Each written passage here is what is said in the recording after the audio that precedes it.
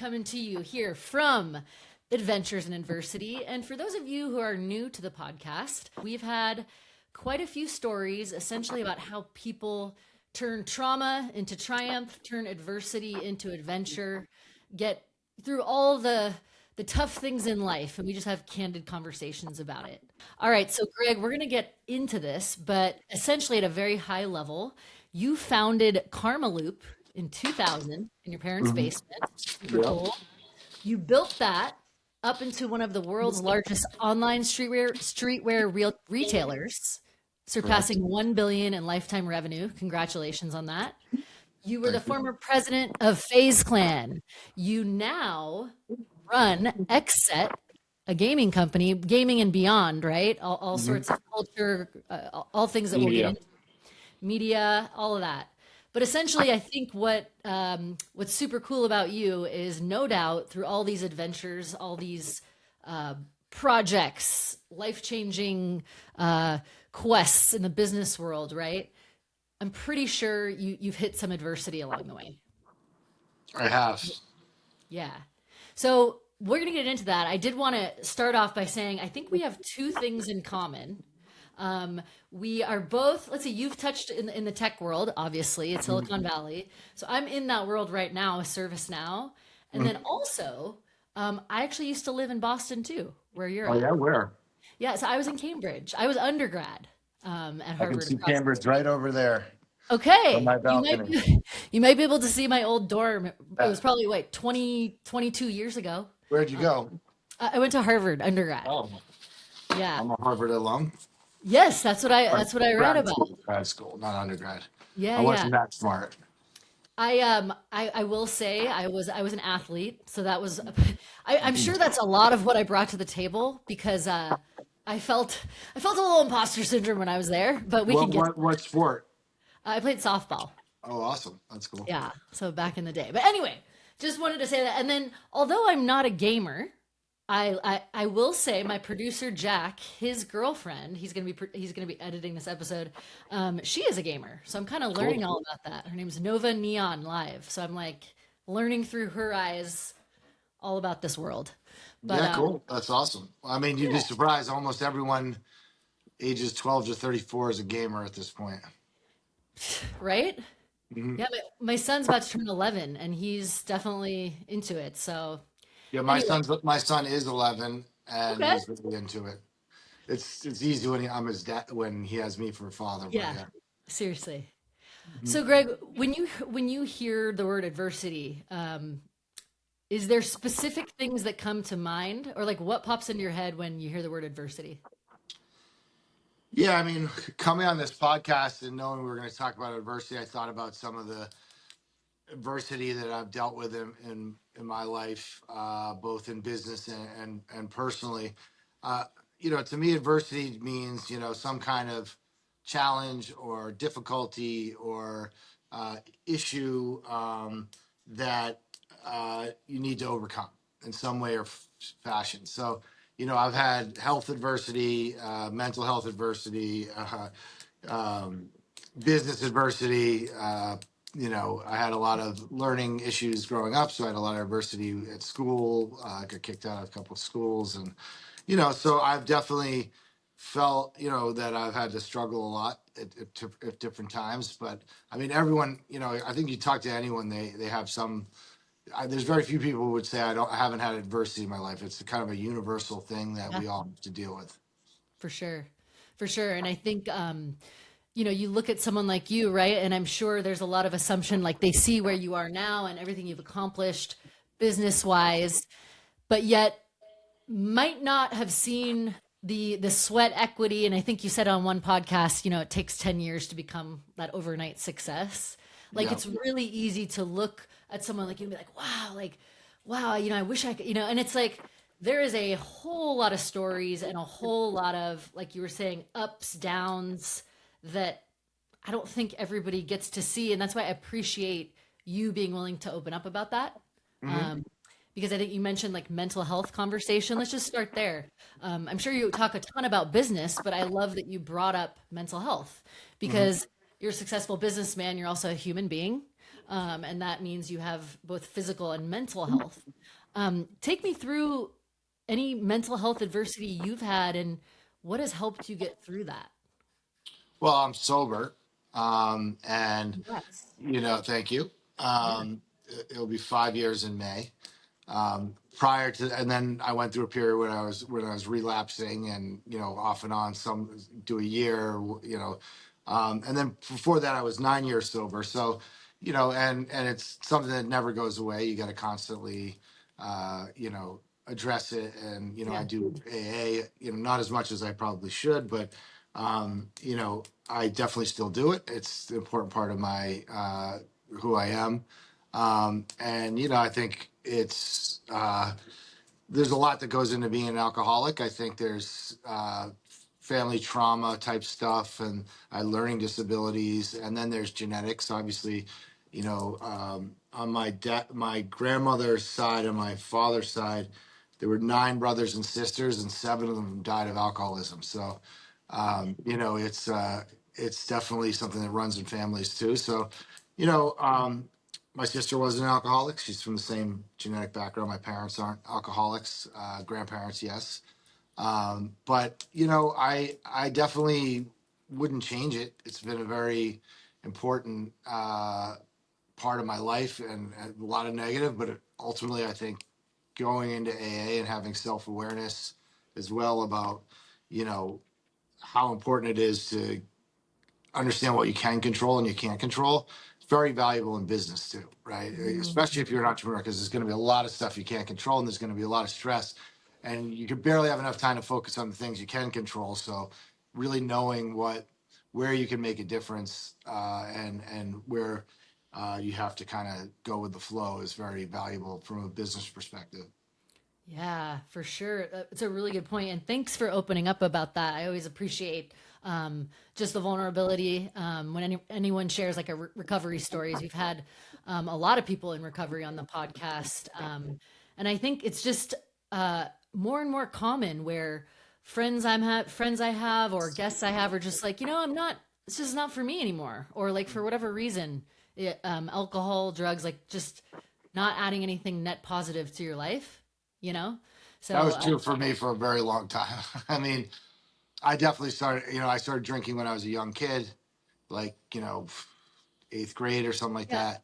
And yeah, I was never able to control it. It would always have negative repercussions. Like if I drank, I drank a lot, right? So I wasn't someone who drank every day, but when I did drink, it was too much. And so I kind of feel like I wasn't born with the off switch. Like it's just kind of how I am.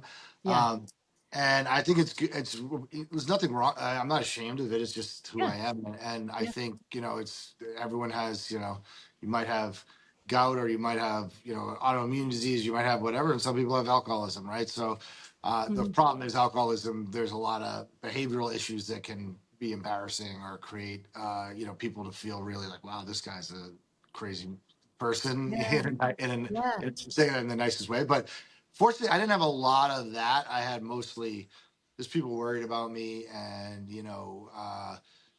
just people. I didn't have any. I didn't never got arrested. I never had any major Sure. like not saying that I didn't put myself in bad situations. I certainly did, but it was really more just the cumulative impact of having to recover, having to kind of put my life back together, having to have my wife and folks that cared about me worrying about me. So and that just I was just lucky that it didn't make me violent. It didn't make me do certain things. It made me do things where I would not be around, or I'd be not my Yeah. responsibilities wouldn't be good. But that's just kind of it's like you put a chemical in your body, you don't know what's going to happen. And in my case, it was more that I just would not want to be around people. I'd go off on my own, and I'd Mm, drink, and people wouldn't know where I was, and they were worried about me and stuff like that. So it's something that you know ultimately it's a disease. And so like I like to talk about it just because I think it's important for folks that are struggling with it, or may have a unrealistic expectation of what it means to be an alcoholic. If you have problems from drinking, you're an alcoholic, or you don't have to call yourself an alcoholic, but you may need to be getting sober. I think one of the things that's really great about what I'm seeing kind of with gamers is they don't drink, or a lot of them don't smoke weed or do yeah. use drugs. It's very, very It's not cool. It's not like a big. I mean, drinking is almost completely out. Some people smoke weed, and that's got its Yeah. own problems. But still, even that's not particularly like popular. I mean, it's hard to game if you're Be drunk. aware strategy. Yeah, it's not really like you're all zoned out or like passed out gaming, right? Yeah, but I mean, not everything we. I mean, as you mentioned in the intro, a lot of what we do is pop culture with gaming kind Yeah. of at the center of it. But Yeah. even in pop culture, I mean, in hip hop, there's still a lot of talk about weed, but alcohol. I mean, it's the world's changed. I mean, alcohol companies are struggling in the U.S., and I think it's a good thing. I don't know if every reason that people aren't drinking anymore is good. Some of it's like social media and other things that occupies their time or their Yeah. focus. But net, I mean, less drunk driving, less. I mean, you'd be surprised statistically how many people die of alcoholism that you don't realize it's alcoholism, because or out from alcohol, even if you get drunk once and you fall down the stairs, they may not count that as having something to do with being an alcoholic or drinking or whatever. But the amount of death and destruction that comes from being drunk, above and beyond just the killing your liver or being even in a drunk driving accident, just much more mundane stuff. It's a huge Yeah. percentage of accidental deaths are caused have alcohol or drugs have some uh, influence on what Yeah. happens. Yeah. No, I appreciate you drawing attention to that because it isn't it's cool to be in control of your behavior and your attitude and your actions, and especially if you're someone who's struggled with mental health. Mhm. I definitely am very been open about like my just anxiety stuff like that. It certainly ain't gonna help. It might be a temporary band-aid, but the high will come down right the next morning or whenever you stop trying to mask what it is you're hiding Oh, in. it just makes it worse. It makes your anxiety worse. And by the way, then you have a bunch of things that are actually real that you might have to be anxious about that Totally. you've done, that you're concerned like, shit, I didn't show up for this or whatever. Shame. It's not a good tool for anxiety. Yeah. That's for sure. Yeah. Well, and I think a great segue from there, and thanks again for being open about that. Like you're clear headed. You don't like do the shame spiral thing anymore, which I Mhm. think a lot of times when you get that hangover, I've definitely been there. What do you do now when you find yourself, whether you're as a father, as a husband, as a businessman, you're a philanthropist? How do you self-regulate now? Like how do you deal with emotions? And I'm not saying you used alcohol to do that before, but what are your coping tools now? I mean, I used alcohol to blow off stress. Like I wouldn't drink for a couple of weeks and then I'd just like go fuck it, Go. just go bananas, Yeah. right? Yep. So um that was a bit of a transition. It was hard. Oh, I'm Um, you sure. know, but most of so out of the last 20 years, I probably, you know, drank 8 or 9 times, right? So it's not been a lot because I had a relapse. It wasn't like I would just go out and start drinking. I would Yeah. have a relapse and I'd stop and I go back to AA and I tried to, and it was something that lasted a few days. But Yeah. um, the the you have to learn other mechanisms. I don't think I'm perfect at it. I mean, I overeat. I try to exercise. I coach my son's hockey team. It's really fun for me when I'm out. I Yeah. didn't. It's not an added stressor. It's actually, once I get out there, I'm thinking about teaching the kids and playing. So it's just like completely erases your stress. In terms of, you can't really think about stress at that moment. So I think, I would say I'm not perfect at that. I still have times where I'm very, very, I feel very stressed out. But I try to meditate. Um, I go skating. I walk a lot. I walk a lot. Like walking is a big piece of getting. I live in a city. I don't have a car personally. We have a car in the family, but Yeah. it's mostly to take the kids around. I walk. There'll be many, many days where I won't be in a car. Where I'll just walk everywhere, and that is.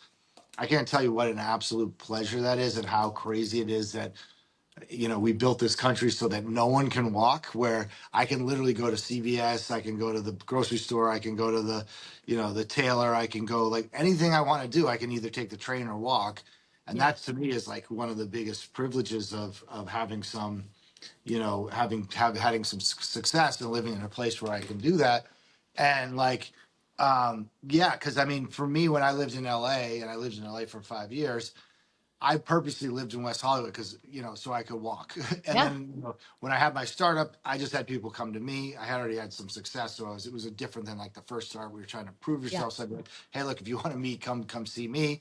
Yeah. I lived across the street from the Soho House, so I'd have meetings there all the time. And then when I was at Phase Clan and we had a big office, it was about 3.5 miles away, but I'd walk it a lot. Right, I walk right down Sunset, and it was amazing to me that almost no one in LA was walking. Mm, It was like perfect weather, and if I got a car to try to go to work, it sometimes could take an hour just to yeah. go 3.5 miles. So, Yeah. I think there's a lot of things: cars, family, uh, text messages. There are a lot of things that trigger us to have a lot of stress. Um, I've overcome a lot of stress, like a lot. I've had a couple major business, Yeah. issues, failures. I had a Yep. major health issue. Sorry, my dog's getting a little crazy. That's okay. No worries. Rocky, I got my dog uh, right there. yeah, yeah, he's an Aussie Shepherd. I saw your dog coming in. It looks like Yeah. golden. Um, so I had a very bad health scare where I thought I was going to die at one point. So, you have these experiences, and then you kind of, and I think AA is a big part of how I manage stress. Right? You can talk about things. I can tell if I haven't been to a meeting for a while, and I thank you for bringing this up because tomorrow I'm going to go to a Hey, meeting. I'm happy to be help. Um, but it allows you to. I think one of the things that's interesting about going to AA meetings, first of all, I've met some amazing people. I've met investors there. I've met business. Oh yeah. I mean, it's the whole spectrum of the world. Yeah. Every Go you can ahead. have a priest, a rabbi, a guy for they say Yale to jail. You can have a Oh, uh, Yale to jail. you can have someone who seems like there's no hope, and then you see them a year later and they're like amazing. Literally, people I used to see in front of the 7-Eleven are totally normal people that you wouldn't know. And then you have you He's know happy about sorry, it. That's okay. I think the dog walker's about to Yeah. Rocky. Hey, I'm on a call list. If you could It's okay. get him You're a out. dog person. That's awesome. I Yeah, love I love my dogs. dogs are my homies. I have 4 cats too. Okay. So yeah, that's another way that you deal with stress is have a dog. Oh Um, yeah, for sure. you meet all different kinds of people. You realize that everyone's there, and one of the things that I think that AA does is helps you get out of yourself. It helps you not just focus on all your issues and realize first of all you can hear stuff that's far worse than anything you're going on. There's someone else going through something worse somewhere. Um, and it gives you a lot more perspective that everyone's got challenges. You're walking around thinking, I'm mad about this or this isn't going right, but everyone else around seems like they're fine. They're all going through, everyone else you're interacting with that you don't think maybe has any issues, dealing with some kind of issue. And, we don't always disclose that to each other. And sometimes in business, it's not the right Yeah. time to be talking about that stuff. So, I think perspective is a big thing. I like to listen to I listen to or read, but mostly listen to an audible like Stoic philosophy. Love Um, stoicism. yeah, and different philosophical approaches to things. I read a lot of historical stuff, and so you can read stuff about like World War II, or you read about um, you know the Civil War and stuff. I mean, people went through a lot of bad stuff, so I think sitting around just saying, "Oh, it's poor me," is not going to get you anywhere. And I think when you have certain people you can talk to, I have a great relationship with my wife, a great relationship with my kids. I mean, I'm very lucky. So all those things help absorb some of the impact. But Yeah. certainly, I have my days, believe me. Absolutely. No, and again, it's I saw some video or meme or something where it's like everyone driving on a freeway and above every car is something different that they're all worried about, but you just Yeah. don't know, and if you're in kind of a more mellow time, just be grateful and like, things change on a dime, right? I have Um, very few mellow times, frankly. And I mean, look, I'm building a company right now and we're raising capital. We're going through challenges. Things don't work. I mean, you have to let people go. I mean, there's a lot of like, I'm by no means am I like coasting right now. I mean, that's what I choose to do. That's what I like to do is build companies. But, you know, I wouldn't recommend if you have a hard time processing stress. I mean, I do the Yeah. exact wrong job for someone with an alcohol problem. Let me tell you. But like, I have not. You know, you get to the point where you realize like those solutions are not going to work, right? Like these quick solutions, you're going to have to find something else. And if you once you kind of fully internalize, like, hey, that's actually going to make everything worse. You add all the stress I have now, and then you throw in like a nuclear bomb of stress. So it's not really an option in my mind anymore. But Yeah. I no, I've had my ups and downs, I mean, I've had a lot of success in business, and Yeah. people oftentimes say this to me, but I've had a lot of challenges. I've had many years where I've struggled this business has been really hard. I mean, it's doing well, but it's taken like three times as long as I wanted. And it's required me to be like, look, I just can't give up. Like, I put myself in a situation where there's no option but to not give up because I put my own money in, and I have a lot of people that I know that rely on me and put their money in. So I feel an obligation to make sure that whatever it takes, like I got to leave it all in the field to make sure that this thing is a success or gets some kind of outcome. Because I don't want to, you know, I want to be able to look people in the eye and say I did everything I could, and ultimately, doing everything I could means doing whatever I have to do and staying as long as I have to and taking as much pain as I have to make sure the company succeeds. Yeah. Sure.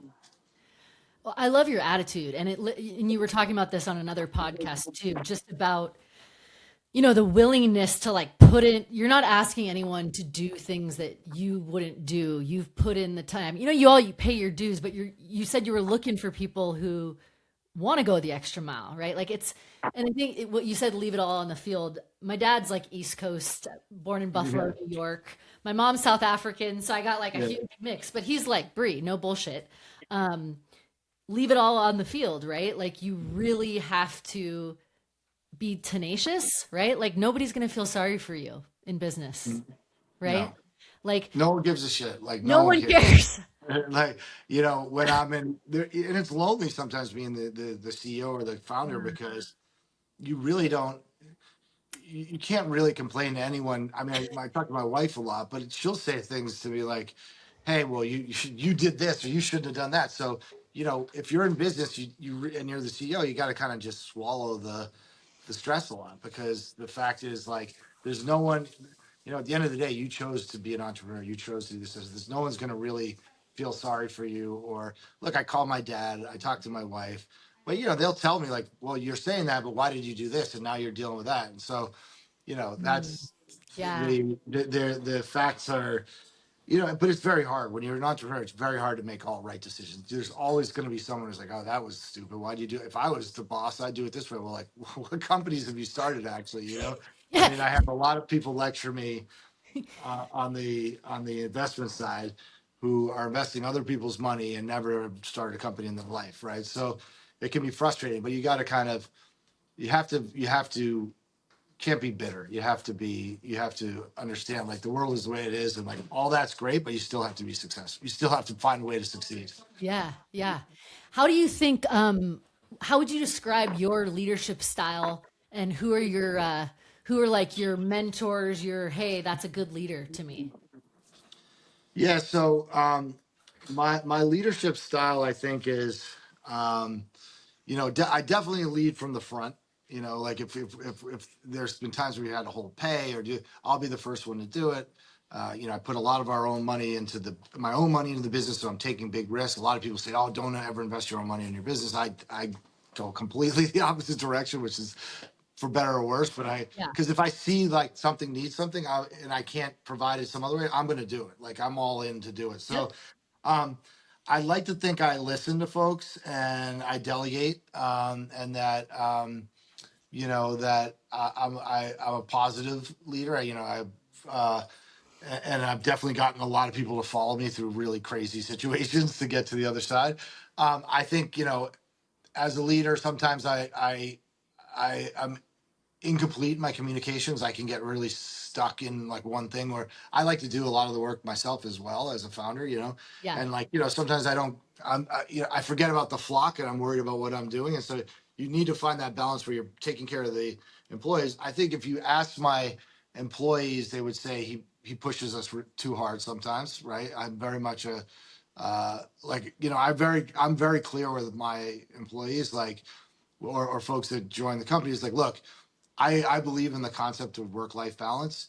It's a great thing for a lot of people. Unfortunately, what we're trying to do is so hard. There's just not going to be work life balance, not for now. And it may be something, if you like this and you want to come in and work a few years and do it this way, and then go off and find a job that totally respect that. But Yeah. like, it's so hard to build a business. The idea that you can build a business from scratch, especially when I always do stuff that's kind of new and not, it's kind of cutting edge, and so you don't have Yeah. like a blueprint. The reality is, like, I'm on all the time, like, and we have to, but I find people who, we try to have fun while we're doing it. We all Yeah. like each other, right? I've had times where we've had employees who don't like each other, and that doesn't work. Right now we happen to have a team of people that all, we bicker and whatever, but I think everyone really likes each other. Everyone wants everyone to succeed. I definitely incentivize my employees. I mean, I've Yeah. given a huge percentage of the company, relative to what most people do, to the top employees that I think, Yeah. deserve it and will benefit from it. So, I think the to me, the work life balance is a different form, which is like making work your life, but in a way that has some balance. Like, maybe we, as we go, especially as I become, companies I'm in are more successful, I like to do fun stuff. I mean, we go Sure. do trips and have dinners, and but it very much is like a all out type Yeah. of thing to build a company. You got to work your ass off. Like there's Mhm. just no way around it. Like my dad is like in my in my brain right now. And I find that honestly, I don't want to generalize, but I was born in Buffalo, lived there till I was 3, then grew up in Irvine. I will say, and feel free to tell me that I'm wrong or I'm right. The East Coast, there's a grit, and there's like that old school mentality of like get in there and like just get shit done. My dad sort of raised me that way, like get in there, like keep your chin up, like that old school, just like Yeah, I mean, I like that, but I don't know anything else. I grew up in Boston. Boston is even, or yeah, East Coast is probably the far end of that. Like, get your shit together, kid. Don't worry about it. Like, tough, back the tough. cat. Like, Yeah, play into it. what's Who up? gives a shit? Yeah, Like, so, and it can be brutal. But I think, some of the things that my parents taught me, and I haven't always had a good relationship with it. I have a great one now, but with, like, always show up. If you tell someone you're going to do something, do it. Own your mistakes. I mean, everything that we don't do in this country anymore. And I'm a progressive, so I'm not like saying this from a conservative point of view, but yeah, the idea that, like, you show up, you treat people like you want to be treated.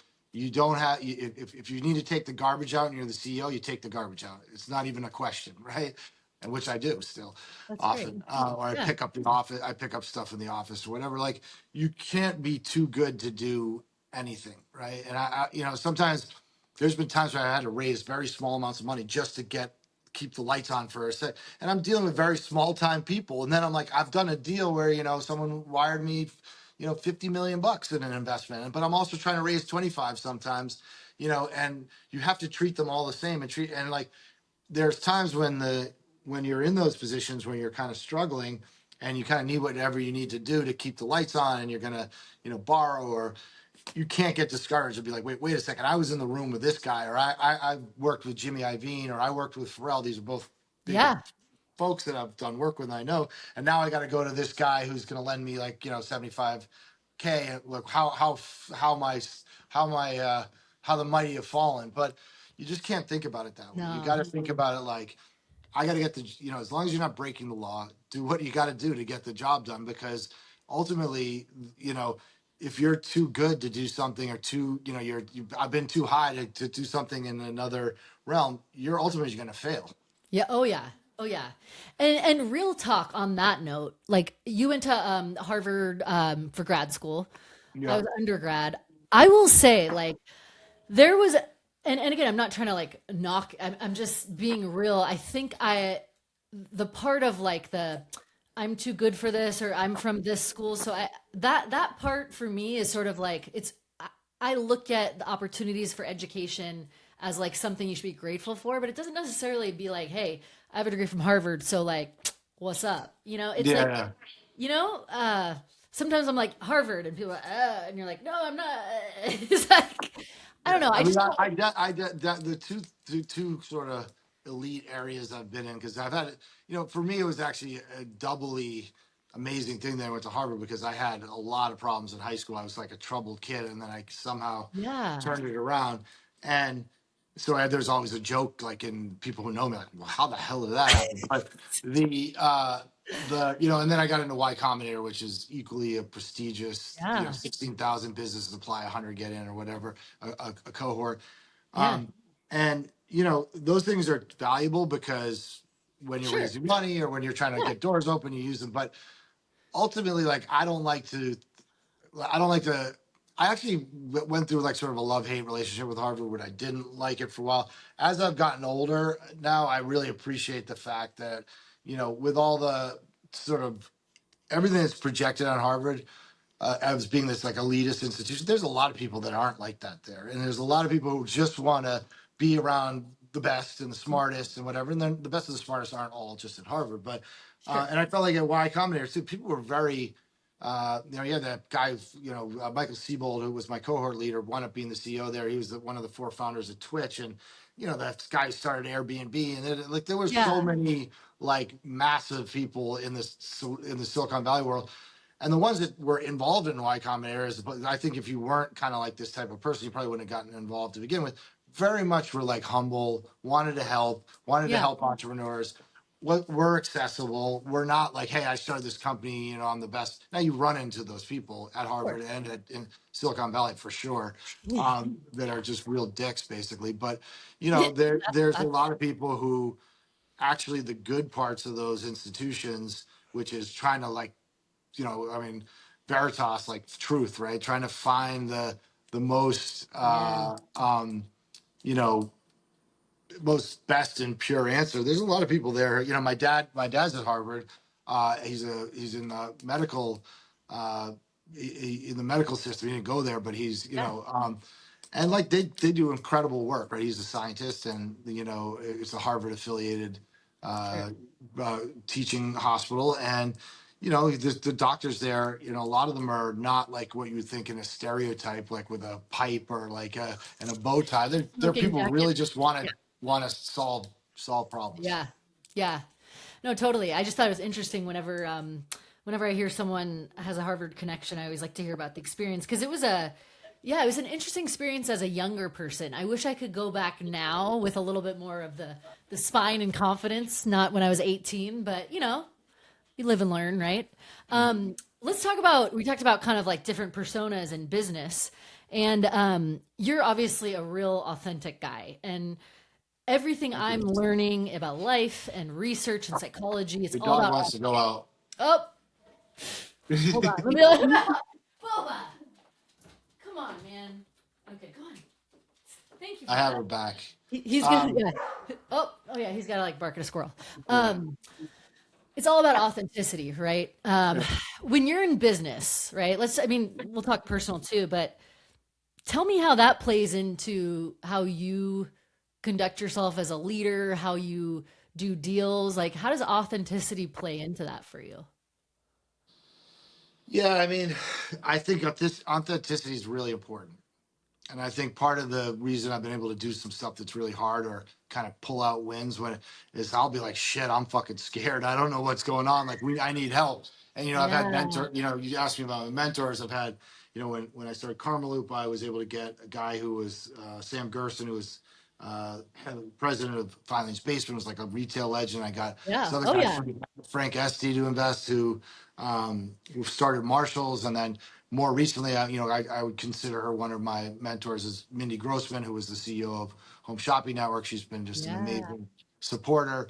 And so, like, another guy named Blair LaCourte that I'm now friends with, and I think one of the things I'm good at with authenticity, sort of as like a central point, is like I can get people to want to help me, because I'm not trying to bullshit them. I mean, I oftentimes hear, well, you have an overly optimistic view of what's going on or whatever. But I think it comes from a real place, which is that's how I build things, is I kind of will it into existence. Um, but I think that, and I try to help other people. Like there was yeah, a woman who's an entrepreneur. I don't know her very well. But I met her through Shannon Allen, who's Ray Allen, the basketball player's wife, she's an amazing entrepreneur. She has a Yeah. company called Grown, which is like a healthy fast food place in Miami. She's Yeah. franchising, and she introduced me to her. And like she called me up like, hey, I'm like, I'm gonna like, I need a bridge for 150K, or this company's like dead, and I've been working. And I had met with her once, and I couldn't give her a bridge at that point. I would have if I could have, but I have everything tied up here, and Yeah. if I'm gonna put money, I'm gonna put it into my own thing right now. So, Sure. but I don't know her that well, but over a few weeks I made calls, whatever and I got someone to lend her the 150K, and I didn't just do that for my to feel good about myself. I did it because I want people to know that when I'm asking them to help me, I will do the same for someone else, and I will be there for someone else. Yeah. Like, Of course. if you're genuinely willing to help other people who need help and need mentorship, I think other people who mentor see that in you. Because if you're just someone who like, hey, Yeah. I'm just going to take and not give, you're the type of person that what the people who do give are going to be like, I'm not feeling this. Yeah. No, for sure. No, I love that. It all pay it forward. It always comes back, Yeah. And talk to me about what you're doing now. Obviously, you've come through ups and downs in business, and now let's see. Was it in 2020 that you started Yep. XSET? So we're 5.5 years Okay. old now. Um, I had been at Phase Clan, which was a very large. Yep. When I got there, it wasn't, but we in a couple of years we were able to turn it into a pretty big business and brand. There were some things that I didn't like about the culture, and the brand already existed. It was the first brand that I didn't start myself. And they had some Yeah. directional things that they didn't want to do. I had 4 founders and I had a partner. So I got them to buy me Yep. out at a certain point. I was like, look, life's too short. I don't want to fight. Like, you guys have a vision that doesn't align with Yeah. my vision. We're worth a lot of money now. Just buy my equity. And they did that. So that was great. They wound up going public like 3 years after I went. They went up to about a 1.6 billion in value. But by the time the lockup period was over, it was like zero. So they lost. So thank God I did that. But I've Yeah. had some situations where the timing's wrong and I've held on too long. And in that case, I got Yep. out at the right time. Yep. But, and from that experience, I saw like, okay, here's what I liked that worked, and here's what I think, I don't want to do. And so the general thesis is like gaming. There's 3.5 billion people that game worldwide. 45% are women, all different backgrounds. Gaming is so much bigger than people know. And just like sports or Mhm. other large pastimes, cultures grow up around it, right? And Oh yeah. there's a big element, not the full 3.5 billion, but a big element of 12 to 34-year-olds that look at gaming not as competitive like esports. That has its own sort of culture, and we dabble in that, and there's some crossover. But our focus is on gaming as pop culture. So like we call it pop gaming. There's a term that I Ah. coined, Yep. and the concept is how gaming influences music, fashion, art, entertainment, and traditional sports.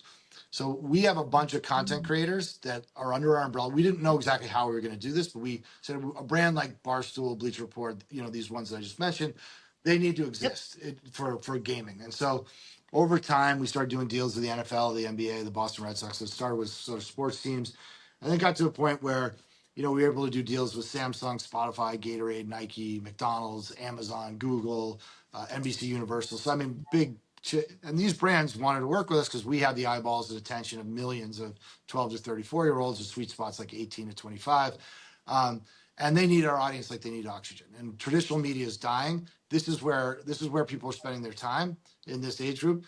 And essentially we Yeah. create content, or help others create content on TikTok, YouTube, and Twitch. We're brand safe, obviously, because we work with these big brands. They wouldn't be working Sure. with us if we were being super toxic, or we're furthest thing from the No. manosphere as you can Yeah. imagine. Just watch that documentary that Lewis Throated. I mean, awful humans. But we try to be positive. We would like to say we're like the baddest good Sure. guys on the planet. Meaning we still have swagger, we still have style, we still want to have fun. We're not like pedantic. We're not involved in politics or some of the other stuff that's very divisive. But at the end of the Yeah. day, we want good to happen in the world, right? Even if we're not day to day Yeah. doing stuff. Like Clicks is our biggest star.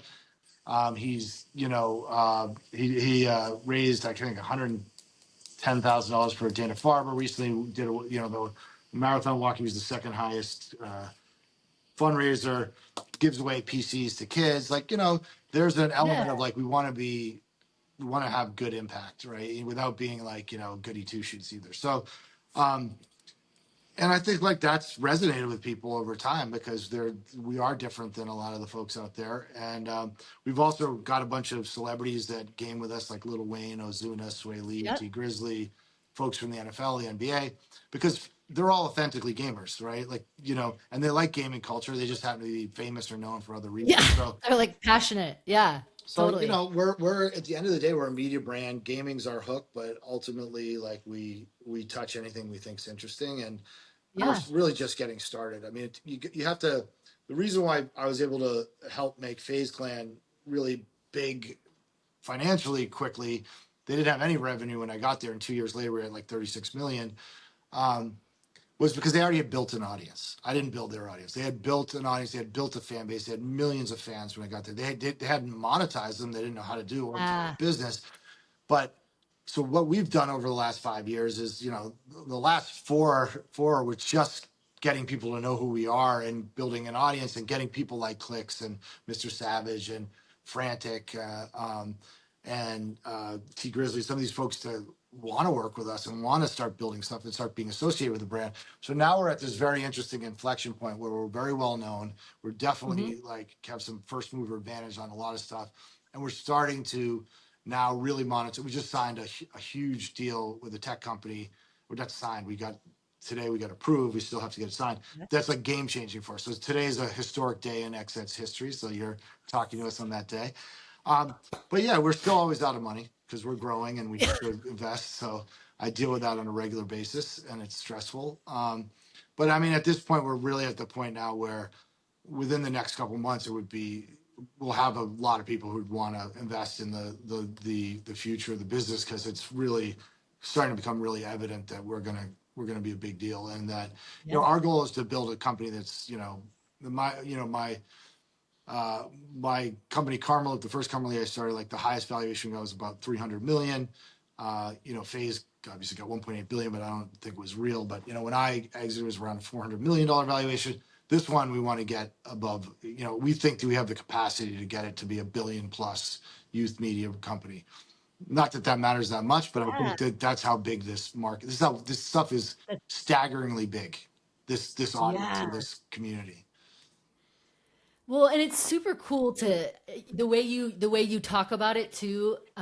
You're still clearly like you're envisioning, and it's just like inspiring to me as somebody who, started a podcast, and my goal was to get to 100 episodes, and I'm like, you got to set, and it's just reminding me you have to have your vision, and like when I was at episode one, I was like 100. How am I gonna get to 100? And then like you just get there, right? Like you get there step by step, and things happen along the way. But I love that it seems like your sense for adventure has not run out, right? Like you might have Definitely not for better or taken worse. I mean, I'm always, you're like tired. yeah, You're I will tired. take a lot of risks.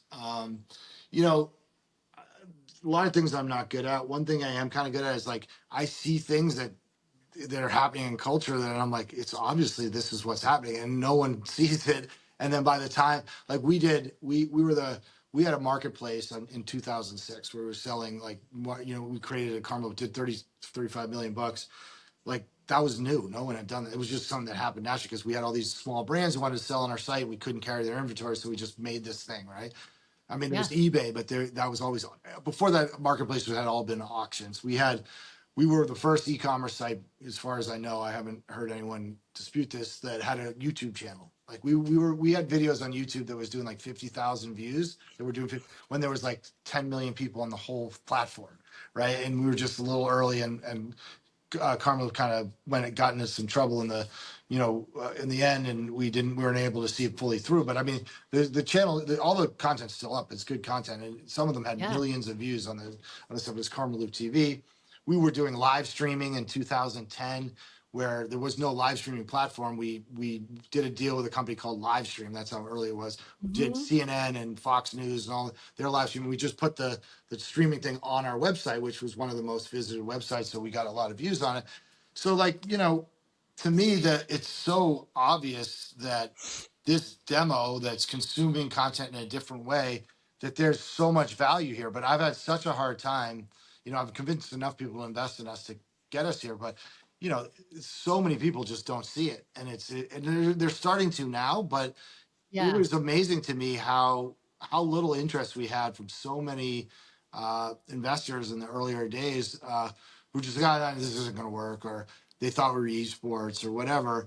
And to me, it's like, there's a famous Schopenhauer quote. I got it from my dad. It's something like, first they laughed, then they got angry, and then they all said it was self-evident that it would be a success, or something like that, right? Right. So Yeah. what happened with us is, when we first, and it really is truly how it happened, is that people like, wait, they're gonna watch people game, they're gonna, like, this is stupid, or esports doesn't work, they kind of laughed at it, right? And then as we Yeah. started getting some traction, I'm telling people would be like, investors who are adults would be like, wait, you're telling me that kids are gonna watch other kids game for 5 hours? That's fucking ridiculous. Yeah. Like, Yes. whether they Talk want, to my son. yeah, one, they would say they don't believe it, or two, they'd No. say, well, that's stupid. No, that's not going to last, or whatever. So, you know, I definitely experienced that sort of thing. And Yeah. now we're starting to get to the point where people are like, holy shit, this is a huge thing, right? And you guys are way on the forefront of it. But, I think that goes back to what you were saying with your podcast. Like, you got to just do your thing, and you got to do, and it's like, it's about putting small points on the board over and over again, right? Oh yeah. And you have to just not give up. And it's like, there was like, Lao Tzu or someone, like, a journey of 1,000 miles begins with one step, right? It's so true. You just got to put one foot in front of the other. And but, like, the entrepreneurs that I respect, the number one quality, the number one thing that will make you successful in entrepreneurship or in entertainment, is not giving up and continuing to put out product.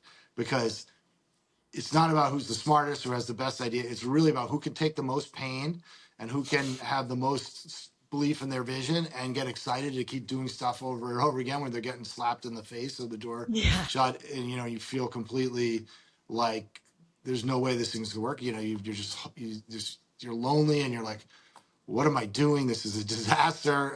And then you say, but I see it. You have to kind of gut check. I would do that all the time. Like, am I irrationally thinking this is going to be successful, and I should probably start to, or do the data points that I understand ultimately, do I really believe it's the right thing? And I do. So we'll see if I'm right. But I think it's the same thing with you. If you feel like there's so many people starting podcasts, but there were so many people starting needy companies. There's so many people. It's really about the details of whether you have what it takes to Yeah. deliver something of value, and do it with conviction that that no matter what, you're gonna make it work. Yeah.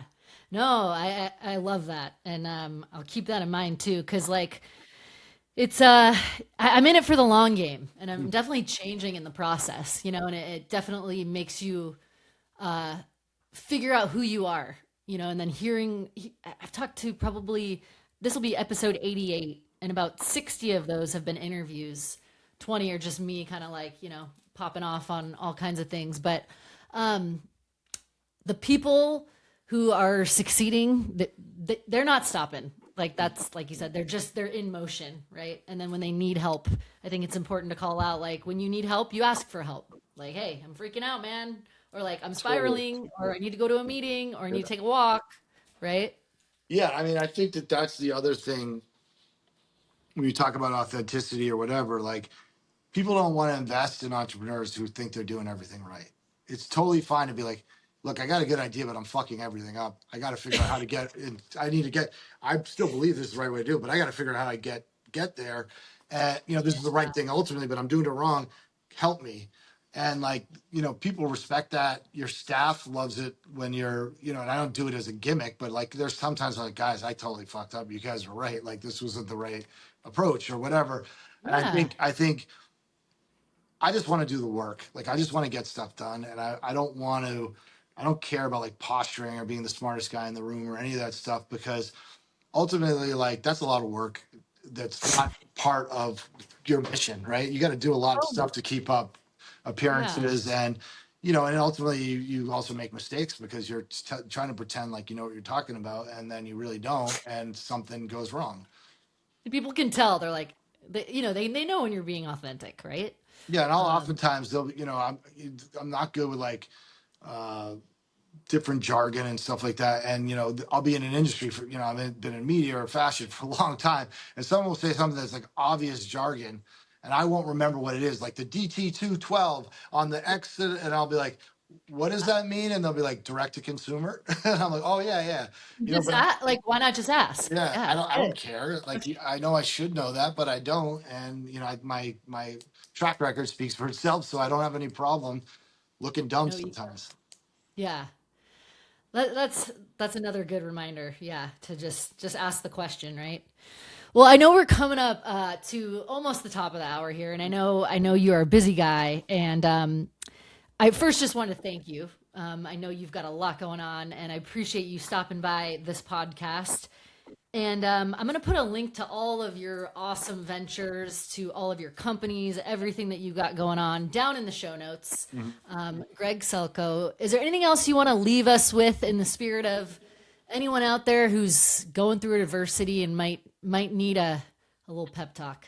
Yeah, yeah. So, I mean, I'll start with just saying all my socials are my last name at Selko. That's TikTok, and all Okay. of our brand socials are XSET at Exit. So, Okay. in terms of folks going through stuff, I mean, look, we're all going through stuff. I'm going through stuff right now. I mean, generally, like the foundation's good right now. I don't have a lot of like Yeah. major, but the business is doing incredibly well. But when you do really, really well, there's a lot of challenges too. And I'm still raising money, and I'm still dealing with I can't pay everything the time I want, and I trying to keep people happy, and so you no matter how successful you are, you still a lot of these problems don't go away. So if you think they're going to go away, I got news Yeah. for you. It's not going to be the case. But I think folks that are struggling, and I like to think that I'm helpful to folks when I can be, and I care about helping other people.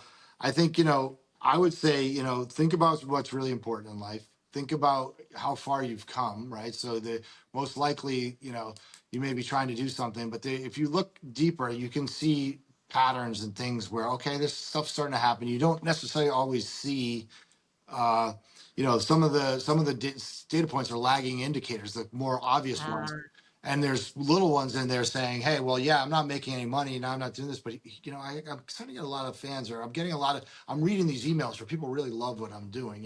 There's got to be more ah, of those people out there. So you gotta look at without diluting yourself, look at the stuff that that's positive and try to build on that. And I think, nothing wrong with taking a step back and asking people for help. Everyone's lonely, everyone's anxious, and that's beyond just entrepreneurship. yeah, I think it's tough nowadays because you see this completely false world through, images that are not even real and completely not even real anymore, and so we don't really know what's true all the time. And we don't, but I can assure you that, if you look at a lot of these folks that look amazing on Instagram, they're not happy. I know some of them, and I know a lot. I met a lot of folks that are very famous celebrities that are not happy, and I've met some that are, and I've met some people that aren't. I met a lot of people that are perfectly happy, just that they've been sober and been able to work in a volunteer job for 5 years. So it really sure, has to do, it's really all in you. It's just you yeah, decide whether you're successful, you decide whether you're happy. Obviously there's chemical issues and stuff that make it hard, but sure, you've got sure, to, you've got to, it's everything takes a little bit of work, but I would say if you've got to, if you're struggling with, drugs or alcohol, it just gets worse. So try to go get help if you can. It's hard to get yourself to admit that you have an issue, but I can tell you, is for me, it was the single greatest thing I've ever done, and everything else is possible because I decided to address that, and because other people wanted me to address it. I'm not going to say I just did it on my own. There were other people that yeah. said this has got to stop, but I definitely think that it's important just to keep going, be positive, find those positive things in what you're doing, and talk to other people because you'll realize that you're not the only one going through it. Fantastic. It's a really, really awesome thing to leave us with. And Greg, thank you again. If you ever find yourself nearby the Bay Area, let me know. If I visit Boston, I'd love to Yeah, get yeah. a cup of If you coffee. visit Boston, hit me up. We'll grab coffee. I Please. am in the Bay Area or something. I don't know next when Yeah. I'll be there, but I am there sometime. Yeah. Cool. Well, I really thank you for stopping by, and again, wish you all the best of luck. And I'm excited for this one to go live in a few weeks here. Awesome. Thanks for your time.